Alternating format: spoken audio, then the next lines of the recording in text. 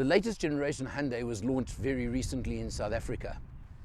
And then they sprung a little surprise on the market not long ago when they added a model to the top of the range. When I say they added a model, they added the N line. Now, of course, we know Hyundai N, as in BMW M, which means performance, performance. Well, this is N light or N line.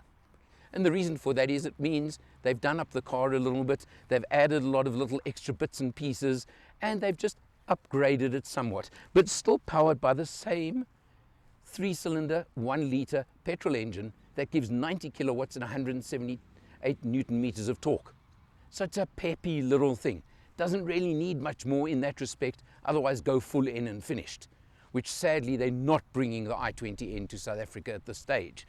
But you can see it's got the nice deep spoiler over here, it's got the fog lights, it's got daytime running lights, it's got this interesting grille over here, the new Hyundai type grille, nice black over here you can see.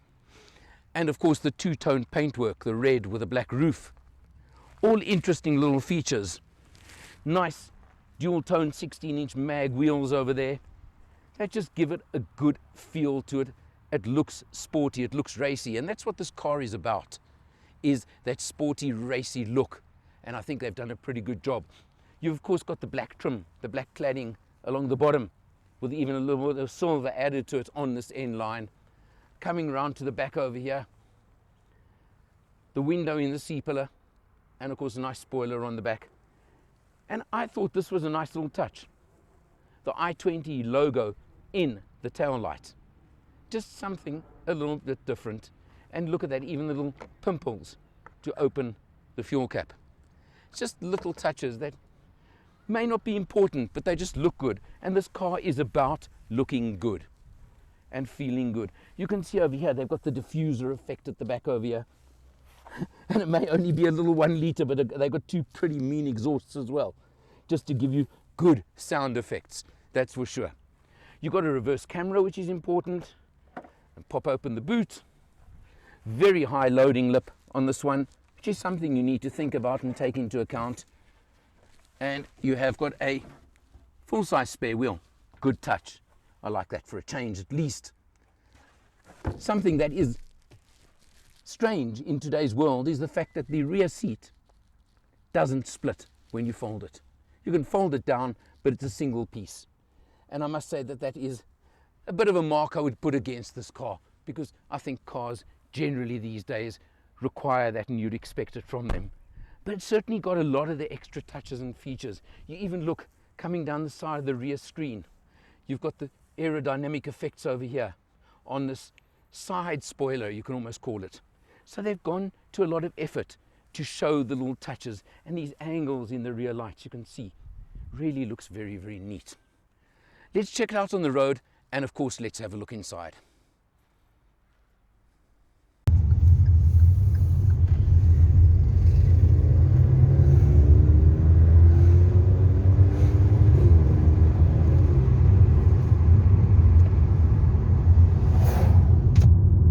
Slightly sporty touch on the exhaust that I hope you heard as we pulled off there.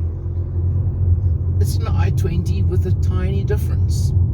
The N line is essentially a body kit, a bit of extra interior kit, etc. And you'll see lots of red trim throughout the interior of the car, around the door handles, stitching on the seats, which are leather of course, and features like that that everybody at the moment seems to believe that red is what makes a car sportier. And I won't overly argue in this case, because it really does look quite neat and quite flashy, maybe is a good word for it. But beyond that, what Hyundai have done is they've added a few extra little features to create this N line. No, not N line. And you get features like nice big paddles on the steering wheel that operate that 7-speed dual clutch automatic, and they work nicely. You want to kick down a gear, all you do is go click, and whoa, here we go. Yeah, you can feel the immediate response as well. So they definitely are effective. You've got a nice feature that I like is inductive charging, and down here in the center console, down at the bottom, as well as wireless Android Auto if you want to use that. So it's got a lot of extra little touches just on top of the normal models. That's what you want when you want a slightly special version, shall we call it.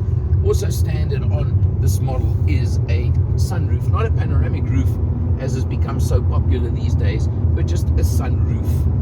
And well, you like them, you don't like them, it's there, and it's a feature of the N-Line model that we're getting right now.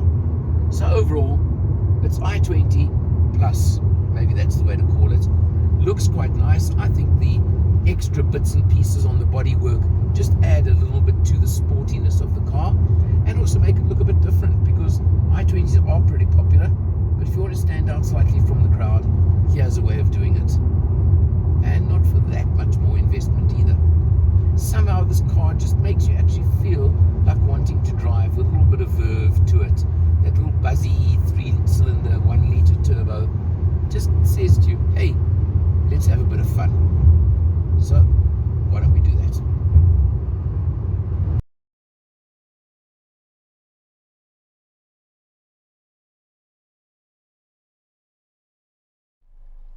Jumping in behind the wheel, looking at instrumentation, it's digital instrumentation. Of course, you can scroll through, you can do what you want, but I want you to look at those figures first. 341 kilometers on this test, 6.6 liters per 100. That's not bad at all. And I can tell you, I've done a bit of a freeway cruise, open road cruise to Hearties, and I did enjoy the performance along the way. So I haven't babied it. I've driven it reasonably well, reasonably hard, I'd say, and I've got that kind of economy, which I'm pretty impressed by. You can see, you can scroll through and you can get your settings. You can do various things, obviously. It's the standard with every car you get, so I'm not going to say too much about that right now, but that average of 6.6 is what I wanted you to see. You've, of course, got all your fittings over here on the steering wheel. Your multi-mode, your multi-function steering wheel is all there. You've got auto on headlights, which is a nice feature. And you've got decent, solid paddles behind the steering wheel for down and up on the gearbox. Now let's talk the gearbox quickly while we're about it. It's a 7-speed DCT dual clutch automatic transmission, the only option on this car.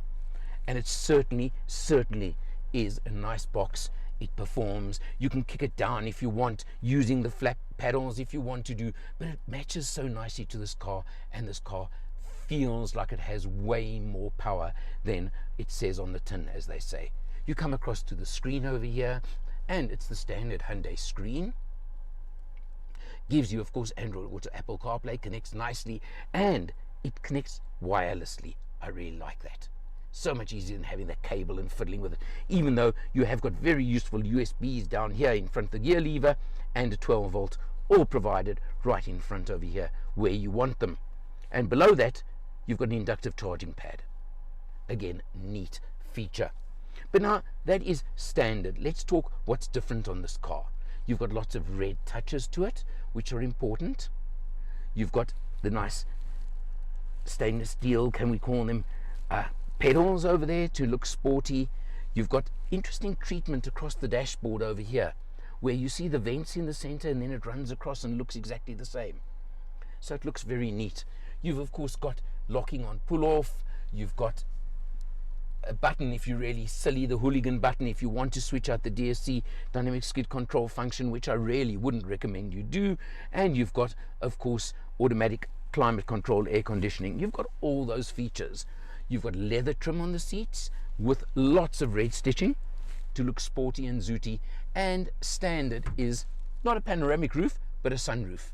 All standard features on this N-Line model.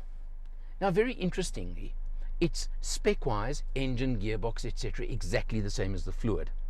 But you're looking at about 30,000 Rand more. But that's for something very exclusive, very upmarket looking, zooty looking, I think is a good word for it. It really is. And it just, somehow, the go matches the show here in a lot of ways. So you've got to just look at that and see what you think over there in that respect. It's different. It got sneaked on the market fairly quietly, in fact, by Hyundai. Caught me a little bit by surprise, but I'm very glad to have got the test car ready. And I was thinking, what do you compare to this? And about the only car I could think of that compares, and you're probably going to say I'm crazy, But I was thinking of a Suzuki Swift Sport. And I thought maybe that's in the same kind of category and same kind of class as this. 90 kilowatts, 172 Newton meters. Sorry, I said 178 earlier, 172. You get a 4-year, 60,000 kilometer service plan thrown in. You get the 7-year Hyundai warranty thrown in. And it'll all cost you 399,000 Rand in today's money. Interesting one because of the fact that it's the N line, there aren't really that many competitors in my book. So you've really got to think hard. But if you like this look, you like the feel, and you trust Hyundai, which so many people do, this could be a very, very interesting choice for you. Check it out for yourself. For Motor Matters, I'm Alan R. I'll see you next time.